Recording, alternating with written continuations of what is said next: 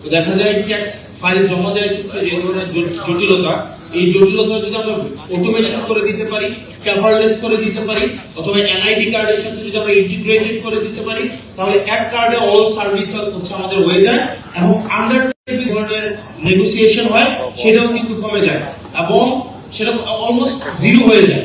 সেজন্য আমাদের cashless, paperless এবং এনআইডি ইন্টিগ্রেটেড ট্যাক্স এবং ভ্যাট অটোমেশন এখন এটা শুধুমাত্র সময়ের দাবি না, এটা অনেক দেশে, আমি যদি ইউরোপিয়ান অনেক দেশে দেখি না অলরেডি অনেক বছর ধরে সেটা প্র্যাকটিসে আছে। আপনি ইংল্যান্ডে যান, ইউএসএ তে যান, ইউএসএ তে যে ট্যাক্স দিচ্ছে এটা মেশিনকে ট্যাক্স দেয়।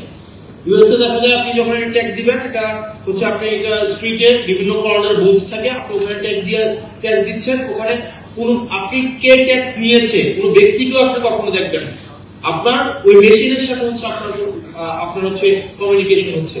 তো সেখানে আন্ডার টেবিল কোনো ধরনের কম্প্রোমাইজ করার কোনো সুযোগ থাকে না। বাংলাদেশে দেখা যায় এই জিনিসটাকে পেপার ইন্টিগ্রেটেড করে রাখা হয় এবং ব্যাপারটাকে খুব জটিল করে রাখা হয়। সেজন্য যারা ব্যবসায়ী আছে তাদের সুবিধার জন্য এবং আমরা বেশি করে ট্যাক্স এবং ভ্যাট সংগ্রহ করার জন্য আমাদের বর্তমানে ট্যাক্স এবং ভ্যাট অটোমেশনের কোনো বিকল্প নেই।